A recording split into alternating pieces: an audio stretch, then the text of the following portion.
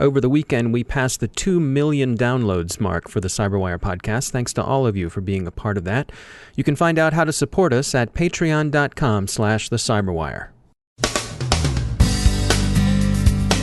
Qatar accuses the United Arab Emirates of a hacking and disinformation campaign. Russia's foreign ministry says it was hacked. Russia experts in the U.S. are said to be receiving unwelcome attention from possible state intelligence services. Deterrence and confidence-building measures remain works in progress in cyberspace. Ransomware and click fraud are combined in a single criminal campaign. Macs are attacked by banking credential-stealing malware. Twitter bots are driving traffic to dodgy adult sites. And Ashley Madison proposes a settlement for its 2015 breach.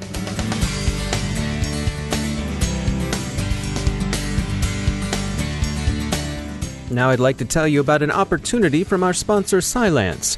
If you're going to be in Las Vegas for this year's Black Hat, be sure to stop by booth 716 and let Cylance show you how artificial intelligence and machine learning power technology that can predict attacks and prevent them before they can execute. They'll show you how Cylance Optics, with its prevention-based endpoint detection and response, detects hard-to-find threats across the enterprise. See what this new technology can do to give your team the insight security analysts need to take corrective action fast. What goes on in Vegas shouldn't, in this case, stay in Vegas. Once you see it, you'll want to take Cylance Optics home with you. Visit Cylance.com for more on endpoint detection and response, and write down booth 716. And we thank Cylance for sponsoring our show.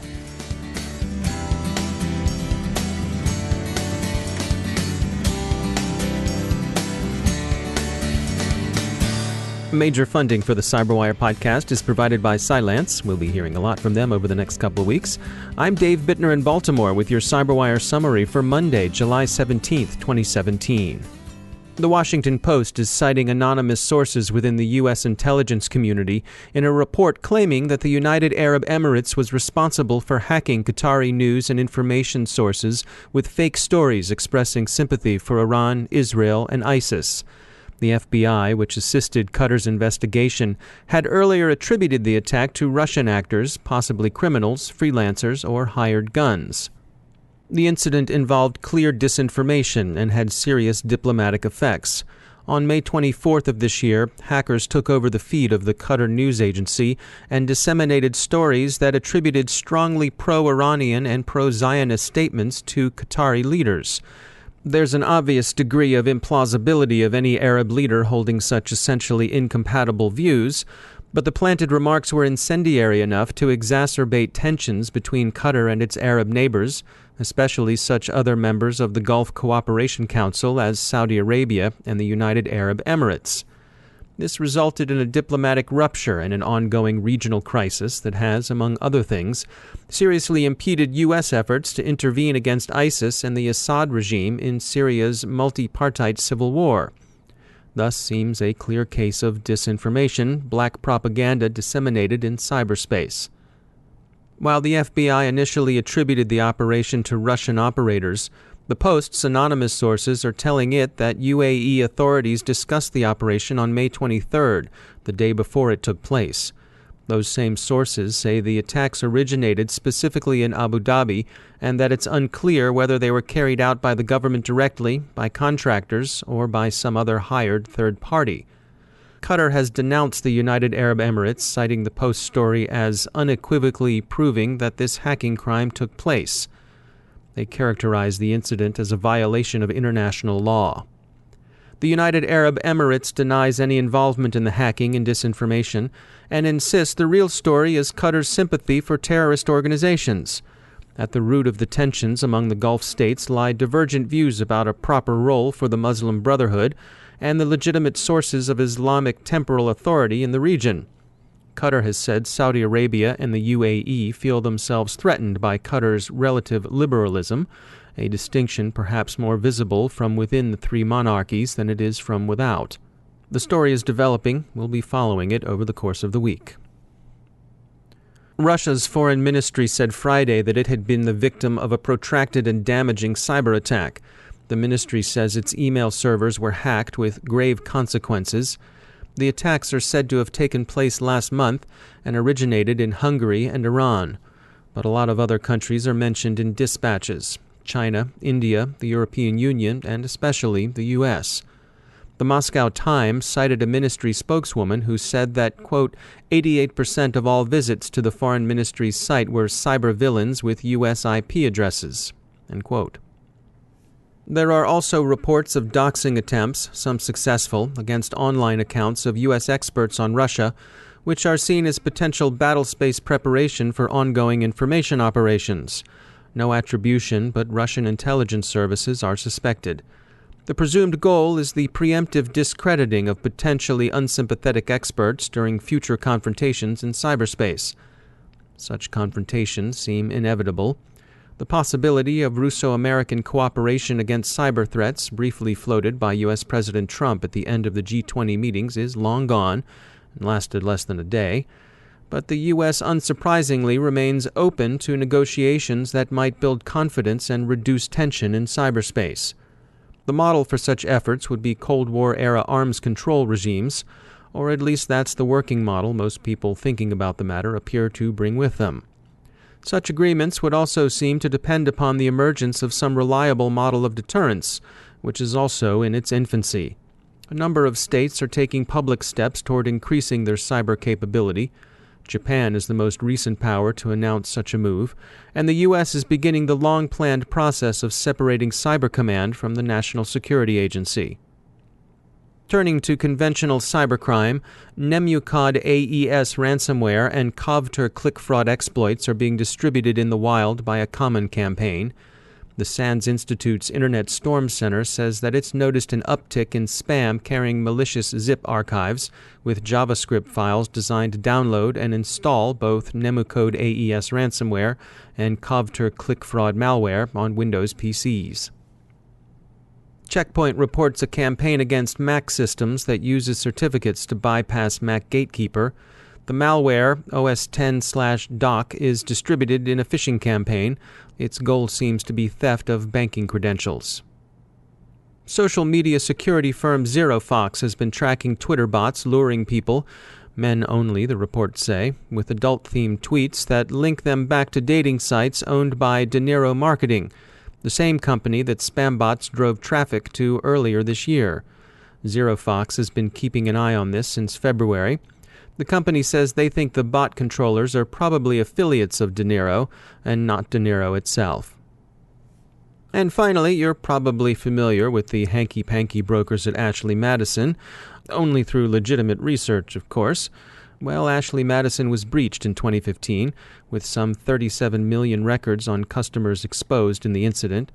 A hacking group calling itself the Impact Team threatened to release the illicitly obtained information unless Ashley Madison shut down, and when the service refused to do so, the hackers made good on their threat, with sad consequences that allegedly included incidents of blackmail and possibly at least one suicide. The Adultery Facilitation Service has reached a proposed settlement with its affected customers. The total it's proposing is $11,200,000 in compensation. Ashley Madison denies any wrongdoing, but says it wishes to avoid the expense, inconvenience, and uncertainty of protracted litigation.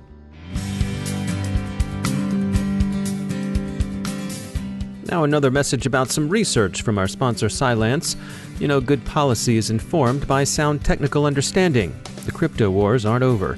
Cylance would like to share some thoughts from ICIT on the surveillance state and censorship, and about the conundrum of censorship legislation. They've concluded that recent efforts by governments to weaken encryption, introduce exploitable vulnerabilities into applications, and develop nation-state dragnet surveillance programs will do little to stymie the rise in terrorist attacks. These efforts will be a detriment to national security and only further exhaust law enforcement resources and obfuscate adversary communiques within a massive cloud of noise. Backdoors for the good guys mean backdoors for the bad guys, and it's next to impossible to keep the lone wolves from hearing the howling of the pack. Go to Cylance.com and take a look at their blog for reflections on surveillance, censorship, and security. That's Cylance.com. And we thank Cylance for sponsoring our show.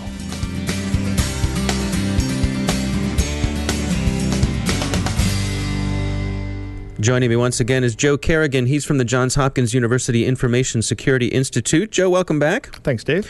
I wanted to talk today about jobs. Right. And we have this ongoing jobs overage, too many jobs, not enough people to fill them. It's a big problem. And you all, obviously Johns Hopkins, a well-respected university, you all are kind of on the front lines with that, trying to get people prepared. We are involved with a couple of large efforts. One is the National Initiative for Cybersecurity Education. That's run out of NIST.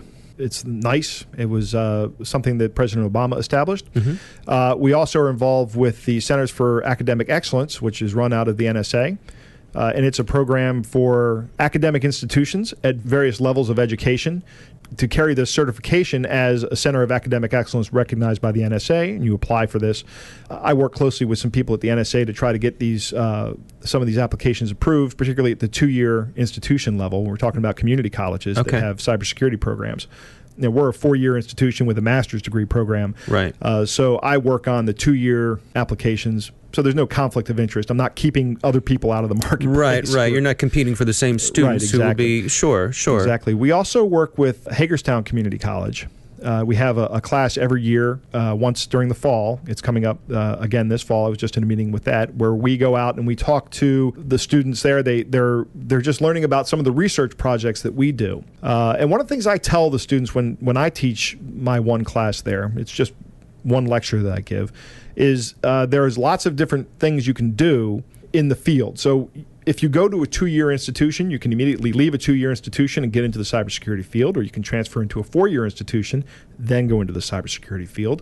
Or you can go into an advanced degree, get a master's degree, or even a PhD. Mm-hmm. Generally, I've talked with our executive director, Tony DeBurra, and other faculty. They like to see, they think that it's better to get a computer science advanced degree with a focus in security, particularly if you're going for a PhD. For a master's degree, we have the MSSI degree, and there are other degrees available from other institutions that are focused in cybersecurity as well. But you don't need all that. If you just are a high school graduate, I mean, I'm not saying that these things are bad. Of course, they're great if you get the PhD and the master's degree. Sure. But if you're just a high school graduate and don't have time or funds to get even into a community college, then there is a certification called Security Plus. TIAA, I think, is the organization that offers that. And that's the minimum requirement to work on a federal contract where you're doing any kind of network administration. And the demand is so high that there is no shortage of opportunities for people who want to get in the field. I mean, we are desperate to get qualified people out there in the field. That's right. Yeah. It's a great opportunity to get in. All right. Good information. Joe Kerrigan, thanks for joining us. My pleasure. And that's the Cyberwire. For links to all of today's stories, along with interviews, our glossary, and more, visit thecyberwire.com. Thanks to all of our sponsors who make the Cyberwire possible, especially to our sustaining sponsor, Cylance. To find out how Cylance can help protect you using artificial intelligence, visit Cylance.com. Thanks once again to all of our supporters on Patreon. And to find out how you can contribute to the Cyberwire, go to patreon.com/thecyberwire. The Cyberwire podcast is produced by Pratt Street Media. Our editor is John Petrick, social media editor is Jennifer Iben, and our technical editor is Chris Russell. Our executive editor is Peter Kilpe, and I'm Dave Bittner. Thanks for listening.